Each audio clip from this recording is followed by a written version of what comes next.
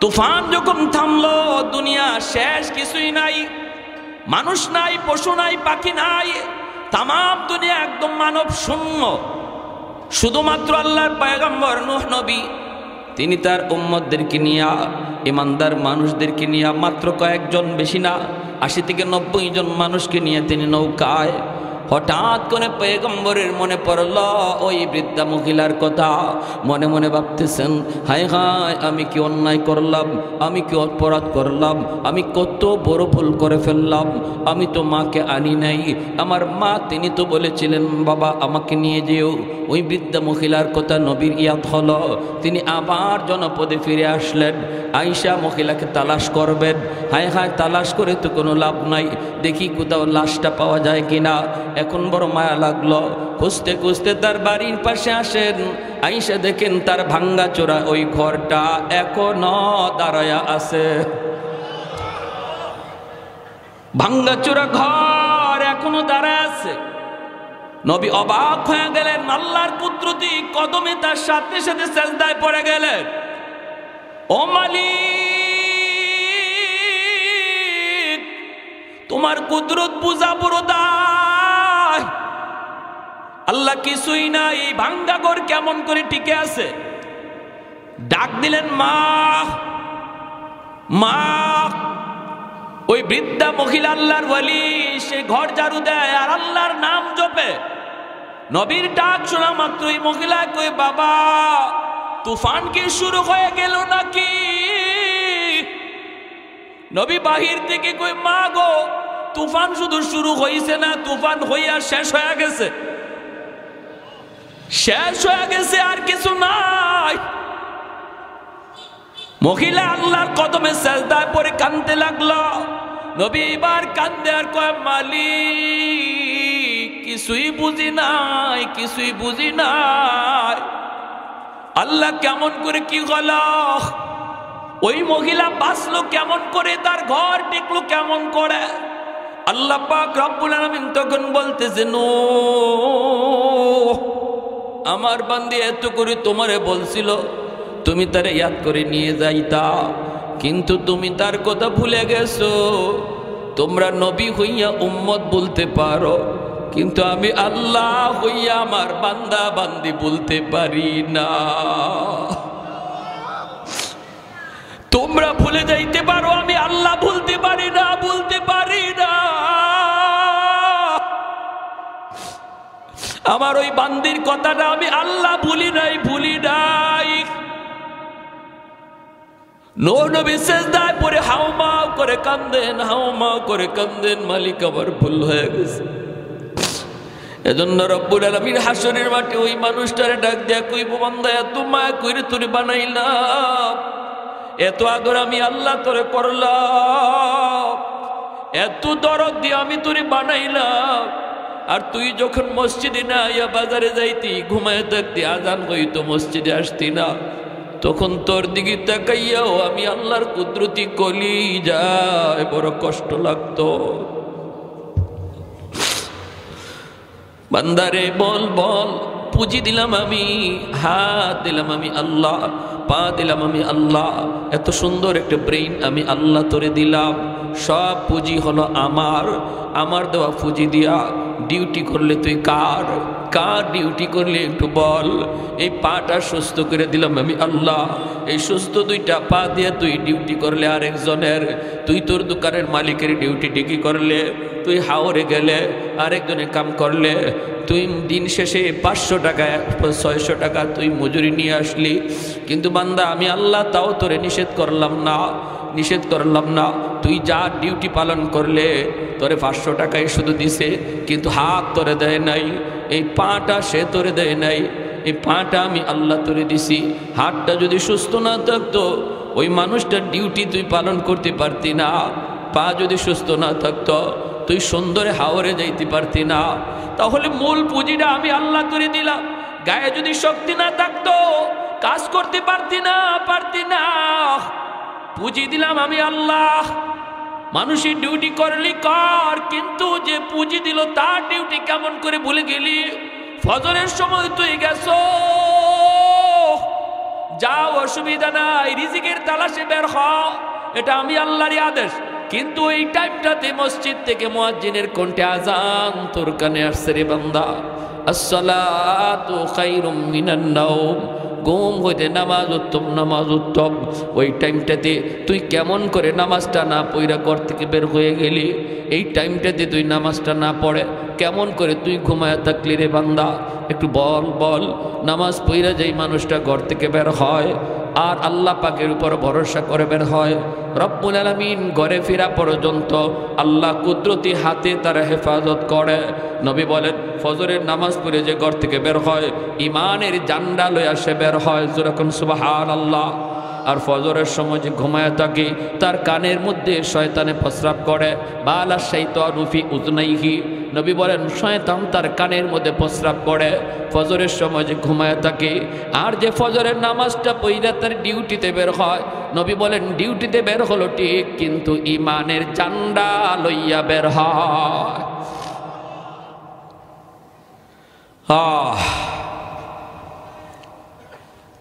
এক লোক জুন্নুন মিসরি রহমতুল্লাহি আলাইহি, বহুত বড় আল্লাহর একজন বলি। অসুবিধা হইতেছে আপনাদের? মনোযোগ আছে সবার? একটু জিকির করি, লা ইলাহা ইল্লাল্লাহ।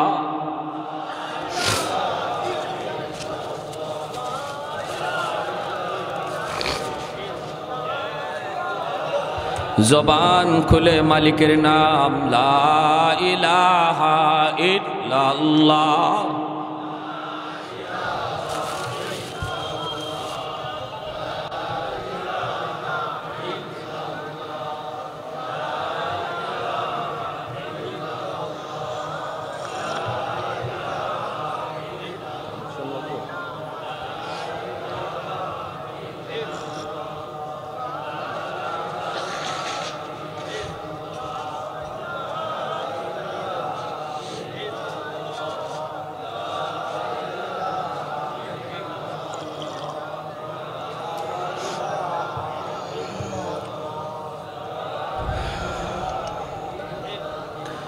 লা ইলাহা ইল্লাল্লাহু মুহাম্মাদুর রাসূলুল্লাহ।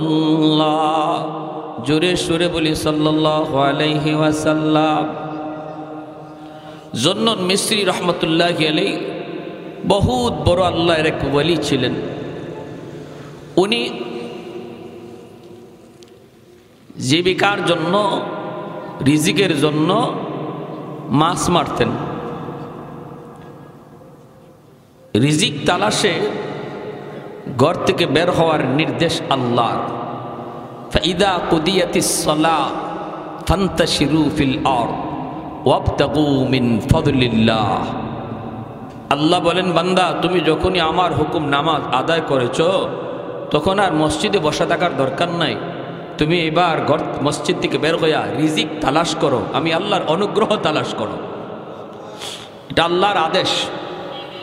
এজন্যই মুফাসসিরিনে কেরাম এই আয়াতের তাফসীরে বলছেন, একজন মানুষ মসজিদে নামাজ পড়ে মসজিদে বইয়া যদি তসবিহ জপে যে পরিমাণ সওয়াব হবে, আরেকজন মানুষ নামাজটা পড়ে মসজিদ থেকে বের হইয়া বিবি বাচ্চার রিজিকের জন্য সে যদি ব্যবসার প্রতিষ্ঠানে বসে, তার ওই ব্যবসার প্রতিষ্ঠানে বৈশা থাকাও মসজিদে বৈশা নফল নামাজ পড়ার চেয়ে বেশি সওয়াব হবে।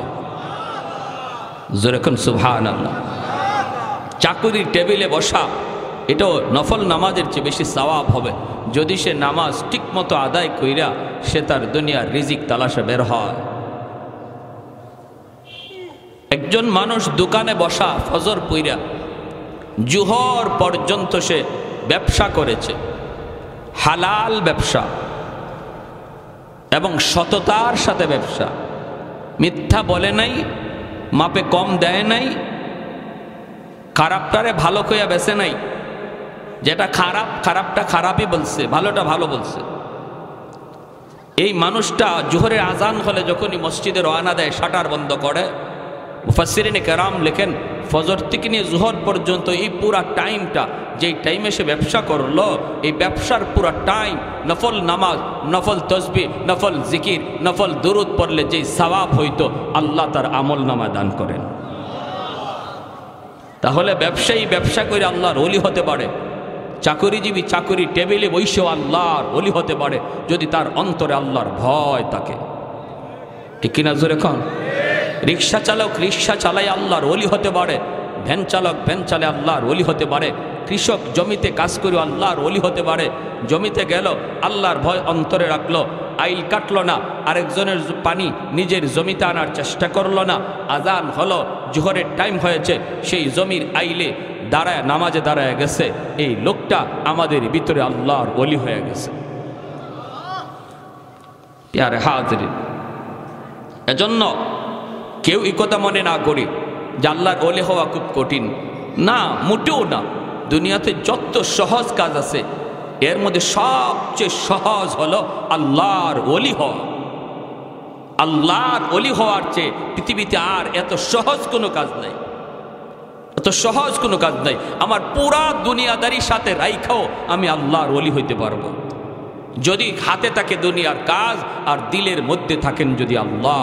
যে মানুষটার দিলে আল্লাহ, হাতে দুনিয়ার কাজ, সে ওই হাতের কাজ দিয়া কোনোদিন অন্যায় করবে না। ঠিক কিনা? টেবিলের নিচ দিয়া ঘুষ খাবে না,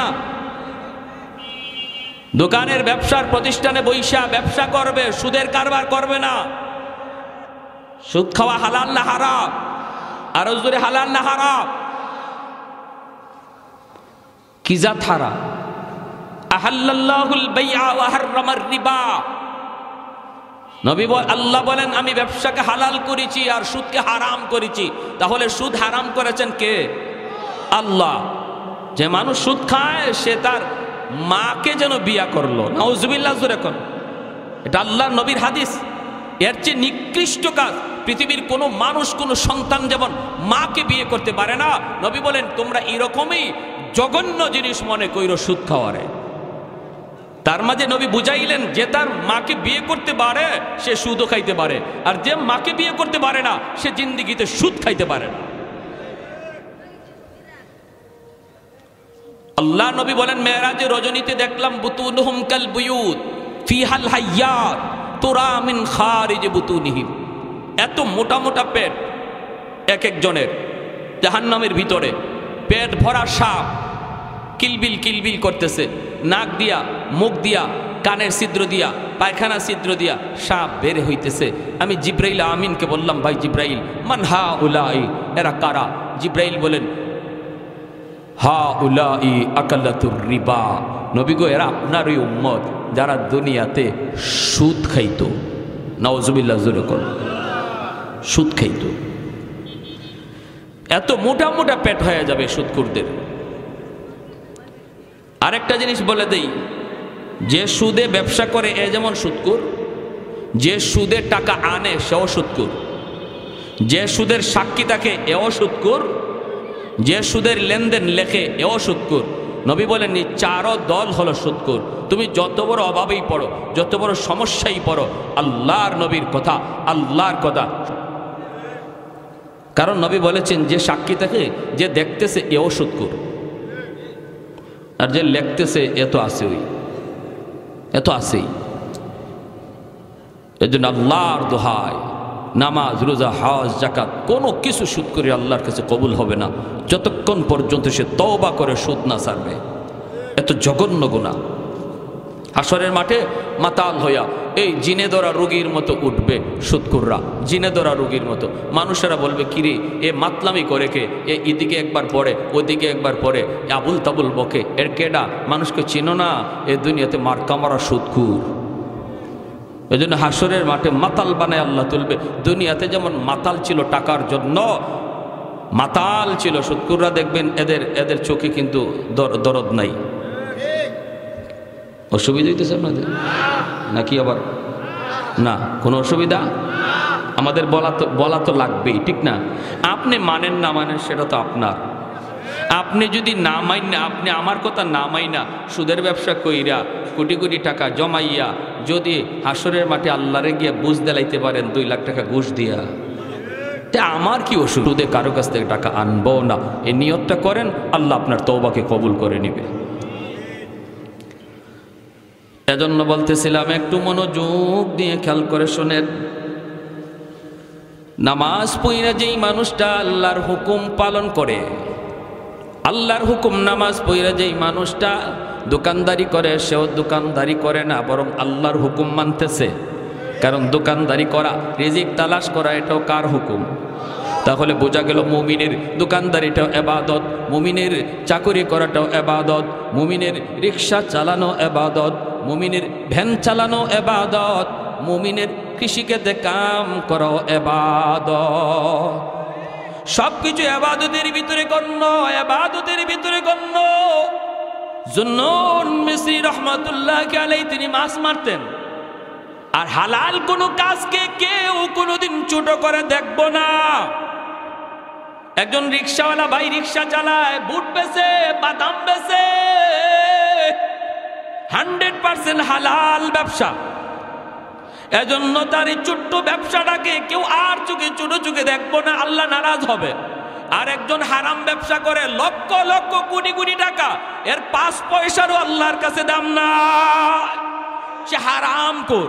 আর বুট বেচনেওয়ালা, বাদাম বেচনেওয়ালা, সে হালাল খুর। দুইজনের ভিতরে আসমান জমিন তফাৎ।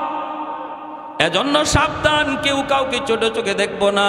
সে বাজারে ছোট ব্যবসায়ী, আমি বড় ব্যবসায়ী, না না, এমন কথা কখনো বলবেন না। ব্যবসা যদি হালাল হয়, তার ব্যবসা আল্লাহর কাছে অনেক দামি, কারণ সে হালাল ব্যবসা কইরাই জান্নাতে আমার নবীর সাথে থাকার সুযোগ পাবে।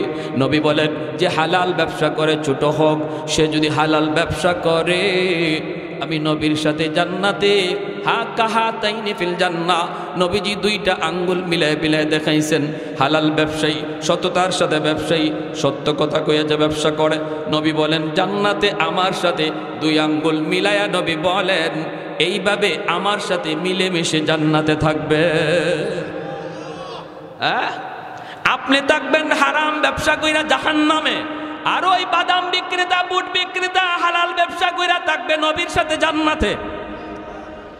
তাহলে তার ছোট করে দেখার কোনো সুযোগ আছে? কোনো সুযোগ নাই, কোনো সুযোগ নাই। হাই হাই, মুসা আলাইহিস সালাম যে বলছিলেন আল্লাহ জান্নাতে আমার সাথী কে হবে, বন্ধু কে হবে? আল্লাহ বলে তোমার বন্ধু হবে বাজারের এক মুসি। মুসি বুঝেননি আপনারা? চিনেন? আমাদের সিলেটি ভাষায় মুসি কয়, আপনারাও মুসি কন। ওই জুতা রং করে যে, হ্যাঁ।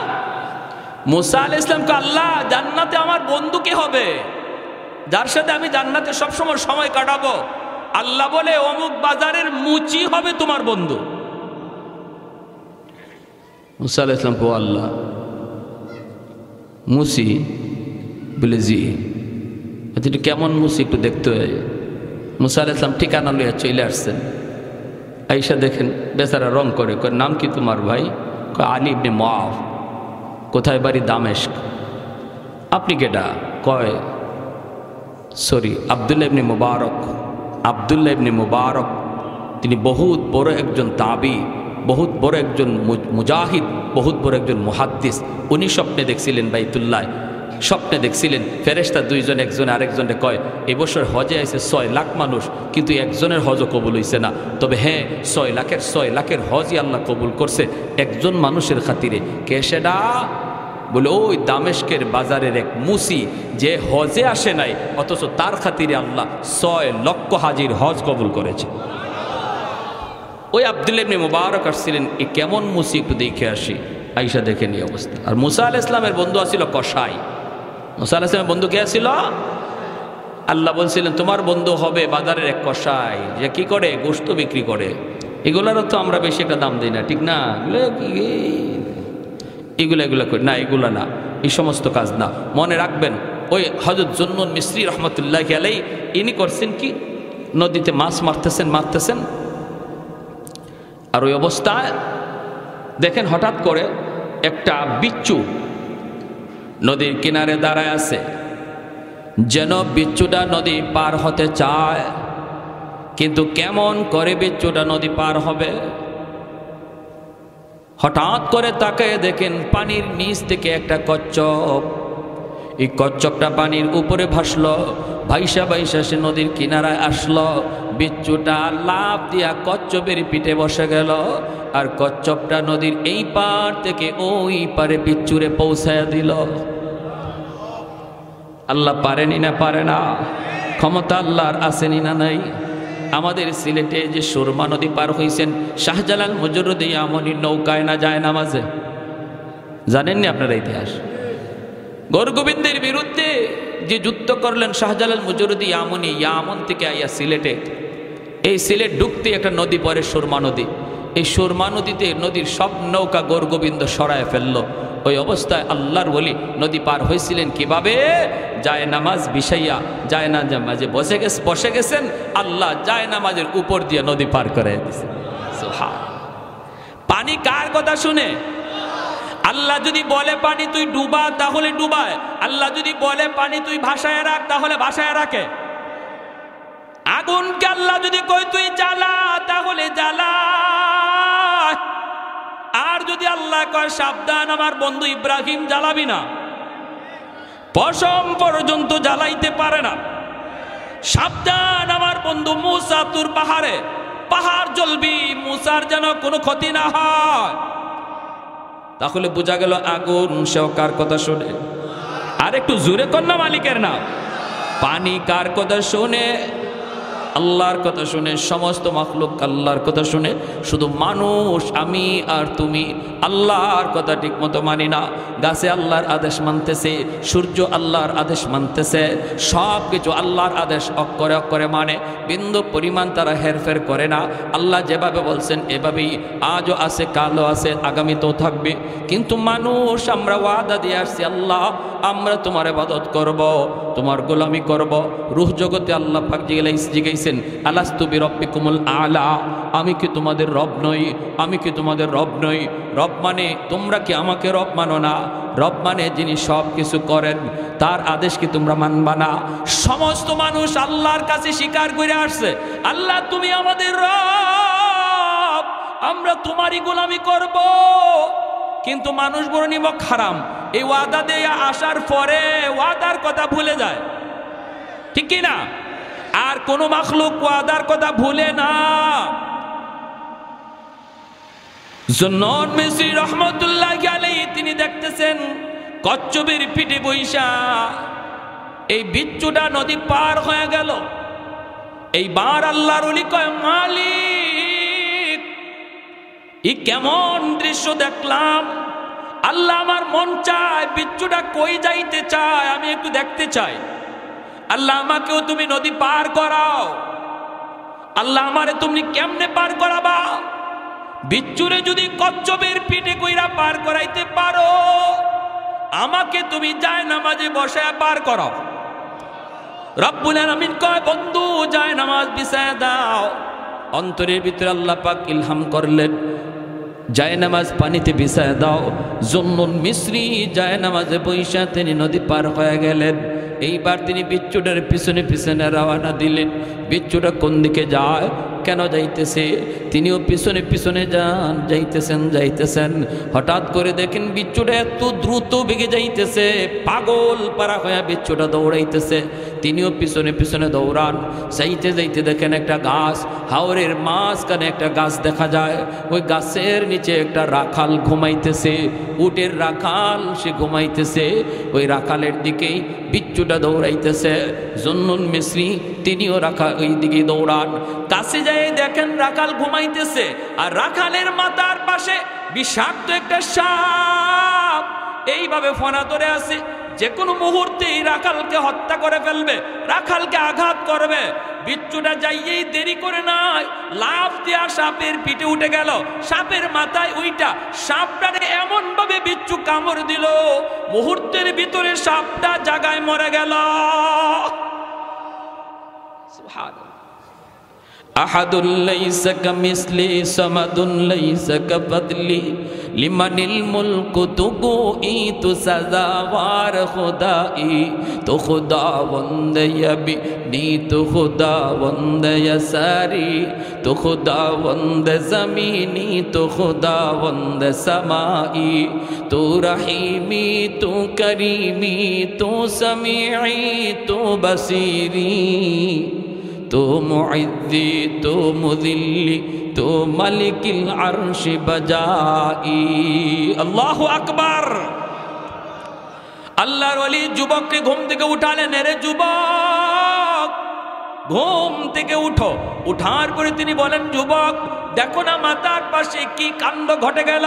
যুবক মাথার দিকে তাকায়, তাকায় দেখে বিষাক্ত একটা সাপ, বিশাল বড় সাপ মরে পড়ে আছে। আওয়াজ দেখ কই আল্লাহর ওলি, কি ঘটনা ঘটলো আমি তো কিছুই বুঝি নাই। জন্য মিস্ত্রি বলেন, বাবা কেমন করে তুমি বুঝবা কি কুদরত ঘটে গেছে আল্লাহর, তোমার তো বোঝার কথাও না, তুমি তো আরামে ঘুমাইতেছ, কিন্তু কি যে ঘটে গেল। এরে যুবক এমন কি নেক আমল কইরা ঘর থেকে বের হয়েছ একটু আমাকে বলো, যার কারণে আল্লাহ পাক নদীর ওই পাড় থেকে বিচ্ছুরে কুদরতিভাবে পাঠাইয়া এই বিষাক্ত সাপের কামড় থেকে আল্লাহ তোমাকে বাঁচাইলেন। কি এমন নেক আমল করেছো একটু বলো, কি নেক আমল করেছো বলো। এইবার যুবকের চোখ থেকে দর দর করে পানি পড়ে যুবক কান্দে আর কয়, ওগো আল্লাহর ওলি আমি একজন রাখাল, মানুষের উট রাখালি করি, মানুষের দুম্বা রাখালি করি, কিন্তু প্রতিদিন ঘর থেকে বের হওয়ার সময় ফজরের নামাজ অক্ত মতো আদায় করে মসজিদে জামাত পড়ে আমি ঘর থেকে বের হই। আর যখনই ঘর থেকে বের হই তখনই আল্লাহর কাছে দোয়া করি, মালিক আমি তোমার উপর ভরসা করে ঘর থেকে বের হলাম, বিসমিল্লাহি তাওয়াক্কালতু আলাল্লাহ, লা হাওলা ওয়ালা কুওয়াতা ইল্লা বিল্লাহিল আলিয়্যিল আযীম। আমার সাথে পড়েন, বিসমিল্লাহি তাওয়াক্কালতু আলাল্লাহ, লা হাওলা ওয়ালা কুওয়াতা ইল্লা বিল্লাহিল আলিয়্যিল আযীম। এই হলো ঘর থেকে বের হওয়ার দোয়া। এই দোয়া পড়ে যেই মানুষটা বের হয় আল্লাহ পাক রব্বুল আলামিনের উপর পূর্ণ ভরসা কইরা আল্লাহ বলে, ওমাইয়া তাওয়াক্কাল আলাল্লাহ ফাহুয়া হাসবু, যে আমার উপর 100 ভরসা করে আমি তার সাথে 100 লেনদেন করি। সুবহানাল্লাহ কোন। আমাদের আল্লাহর উপর ভরসার তো পার্সেন্টেজের অভাব নাই, কেউ 10%, কেউ 20%, কেউ 50%, বাকি 50% চেয়ারম্যানের উপরে, মেম্বারের উপরে, ব্যবসার উপরে, দোকানের উপরে, বড় ভাইয়ের উপরে। এমনভাবে আমরা আমাদের বিশ্বাস আর ভরসাকে ভাগ করে ফেলাইছি, ঠিক না? ভাগ করে ফেলাইছি। আল্লাহ নবী রহমতের নবী কই, পাখিটা সকাল বেলায় বাসা থেকে বের হয়, পাখিটা সকাল বেলা রিজিকের তালাশে পাখিটা তার বাসা থেকে বের হয়। সে জানে না তার রিজিক কোথায়, মোটো জানে না কোথায় গেলে তার খানা মিলবে। আল্লাহর উপর ভরসা করে বের হয়, বিকাল বেলা পেট বইরা ঘরে ফিরে। সুবহানাল্লাহ জোরে কোন। হ্যাঁ, তাহলে রিজিকের মালিক কে? আর একটু জোরে বলেন, রিজিকের মালিক কে? ডাকাতের দল ডাকাতি করতে বের হয়েছে। ডাকাত সর্দার হঠাৎ করে তাকায় দেখি একটা কাক একটা পাকা খেজুরের গাছ থেকে খেজুর টুটে নিয়া একটা মরা গাছের খেজুরের গাছের উপরে নিয়া বইসেই খেজুরটা রাইকা আবার কাকটা চলে আসে, আইসা পাকা খেজুরের গাছ থেকে খেজুর টুটে করে নিয়া ওই মরা গাছের উপরে খেজুরটা রাইকা আবার চলে আসে। ডাকাত সর্দার কয়, ঘটনা কি একটু বোঝা দরকার, দেখি এখানে কি আছে। ডাকাত সর্দার খেজুর গাছটা বেয়ে বেয়ে উপরে ওইটা দেখে যেই জায়গার মধ্যে খেজুরটা রাইকা রাইকা কাক চলে যাইতেছে ওই জায়গার মধ্যে একটা বিষাক্ত সাপ, অনেক বড় একটা সাপ বসা, কিন্তু সাপটার চোখ নাই, অন্ধ, এজন্য নিজের রিজিক দেখে না, খাওয়ার জন্য নিজে বের হতে পারে না। আল্লাহ পাক রব্বুল আলামিন অন্ধ সাপটারে আল্লাহ পাক কাকের মাধ্যমে তার রিজিকের ব্যবস্থা করতেছে। সর্দার নাইমে আইসে কই, রে আমার সাথীরা কে কোথায় আছো? আমি তওবা করলাম, আর জীবনে ডাকাতি করব না। একটা অন্ধ কাককে যদি আল্লাহ, অন্ধ সাপকে যদি আল্লাহ পাক তার রিজিকের ব্যবস্থা করে, তার কাছে, তার ঠোঁটে, তার মুখে আল্লাহ রিজিক নিয়ে পৌঁছায়, আমি তো আশরাফুল মাখলুকাত, সৃষ্টির শ্রেষ্ঠ জীব, আমি কেন রিজিকের জন্য ডাকাতি করব? আমি কেন রিজিকের জন্য মিথ্যা বলবো? আমি কেন রিজিকের জন্য আরেকজনের মাল হনন করব? আজ থেকে তওবা করলাম, আমি আর ডাকাতি করব না। কিতাবের ভিতরে লিখেন ওই ডাকাত সর্দার সহ এই সবগুলি ডাকাত ওই যুগের আল্লাহর ওলি হইয়া তারা কবরে গেছে। এজন্য ভাইরি মনে রাখবা, মনে রাখবা, খেয়াল করে শুনবা। যুবক বলতেছে, আমি যখন ঘর থেকে বের হলাম, আল্লাহর উপর ভরসা নিয়ে আমি বের হলাম, বের হয়ে আমি যখন আসলাম মাঠে, আইসা গরু রাখালি করি, উট রাখালি করি, ওই অবস্থায় একটু ঘুমাবো।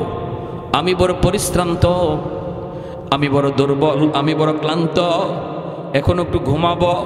কিন্তু এই জায়গায় ঘুমাবো কোন ভরসায়? পাশেই জঙ্গল, পাশেই পাহাড়, কেউ নাই, আপন বলতে কেউ নাই, বন্ধু বান্ধব কেউ নাই। আমি এখানে কোন ভরসায় ঘুমাবো? ঘুমায় থাকার পর আমাকে কে দেখবে, কে পাহারা দিবে? কেউ তো পাশে নাই, কিন্তু আমি ক্লান্ত।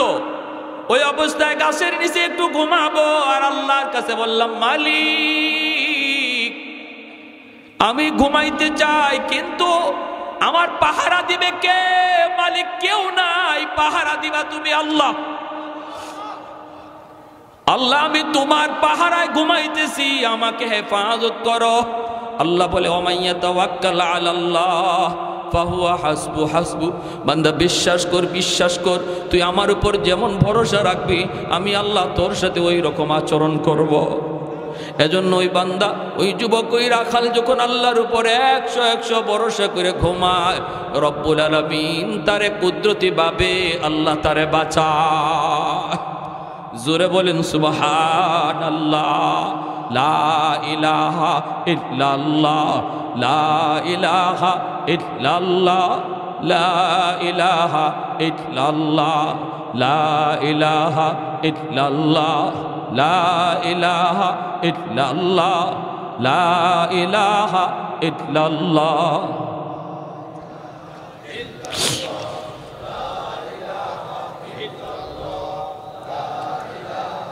আল্লাহু রাব্বুনা মুহাম্মদ নবিয়ুনা, আল্লাহু রাব্বুনা মুহাম্মদ নবিয়ুনা, নাহনু নুতিউহুমা, নাহনু নুতিউহুমা, নাহনু কুল্লুন হিজবুল্লাহ, লা ইলাহা ইল্লাল্লাহ, ওয়াতাসিম বিহাবলিল্লাহ, মুজাহিদ ফি দীনিল্লাহ, লা ইলাহা ইল্লাল্লাহ, লা ইলাহা ইল্লাল্লাহ, লা ইলাহা ইল্লাল্লাহ, লা ইলাহা ইল্লাল্লাহ।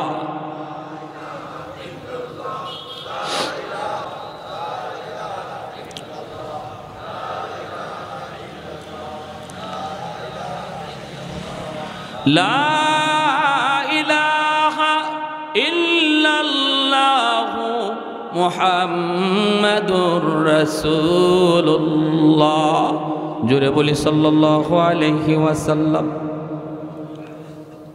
তাহলে বোঝা গেল কি, নামাজ পইরা আল্লাহর হুকুম মাইনা আল্লাহর উপর ভরসা লইয়া কেউ যদি তার কাজে বের হয়, তার হেফাজতের জিম্মাদার কে হন? আর একটু জোরে। বিপদ আপদ রাস্তাঘাটে আসেনি না নাই? কি ভাই, আসেনি না নাই? আহা, 2 সেকেন্ড আগেও জানা যায় না যে আমার 2 সেকেন্ড পরেই আমার কপালে বহুত বড় বিপদ, ঠিক কিনা?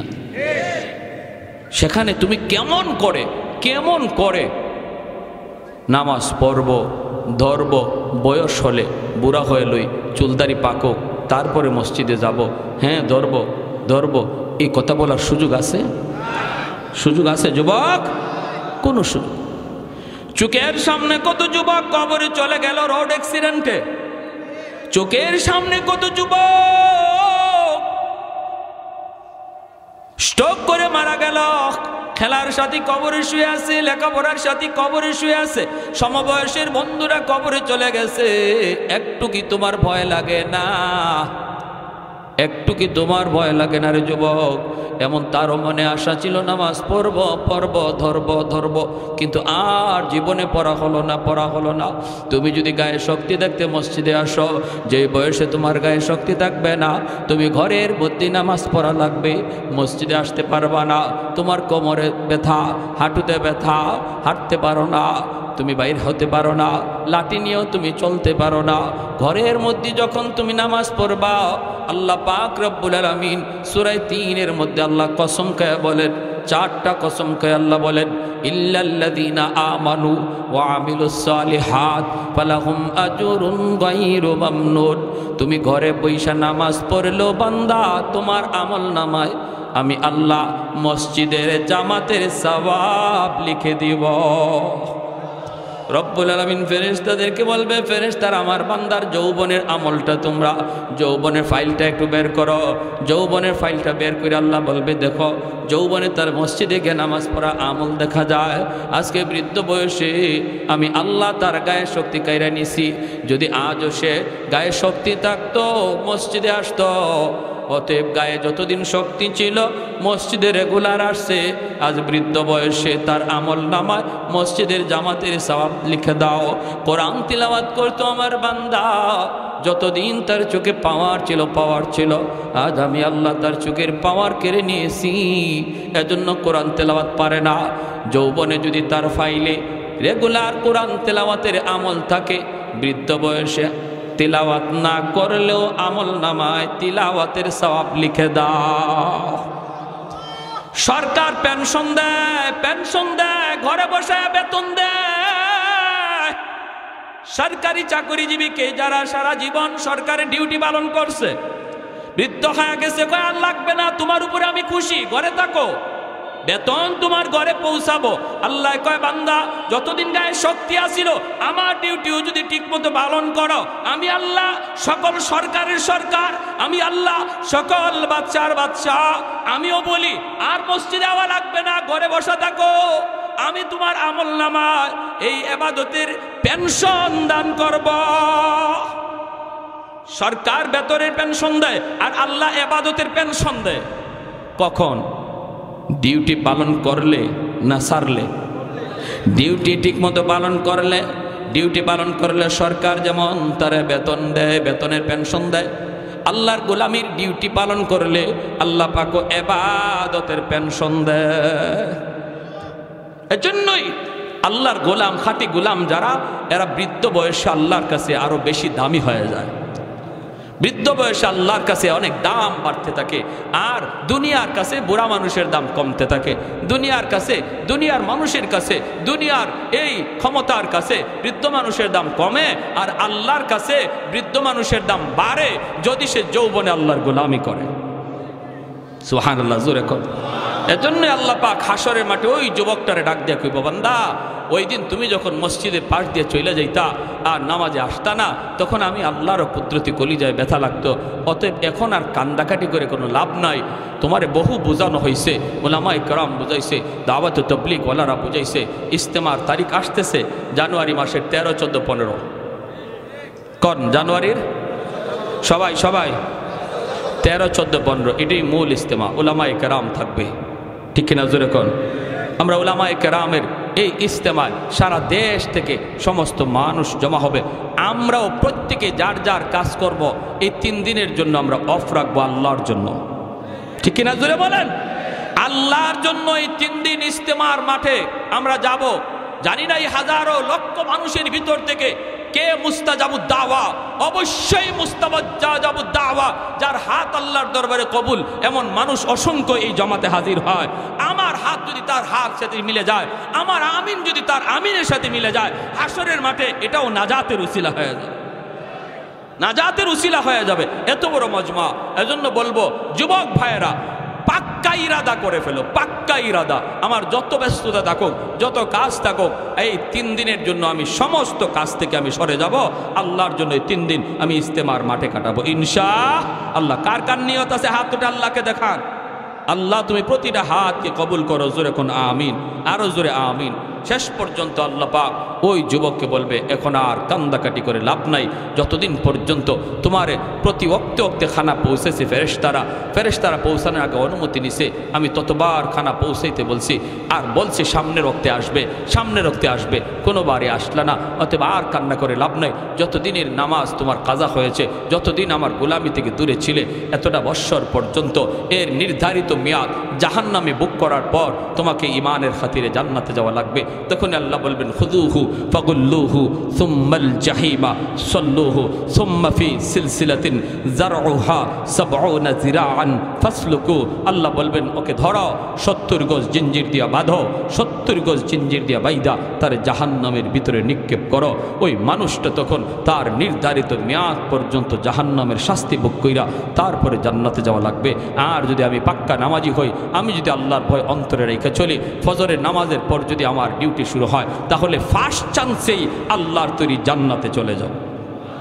কাদের কাদের নিয়ত আছে পাক্কা নামাজি হওয়ার, ফজরের নামাজ সহ প্রতিটা ওয়াক্তের নামাজ জামাতে পড়ার, আল্লাহ তুমি প্রতিটা হাতকে কবুল করো। জোরে বলি আমিন। ওয়া আখির দাওয়ানা আনিল হামদুলিল্লাহি রাব্বিল আলামিন। আল্লাহুম্মা সাল্লি আলা মুহাম্মাদ।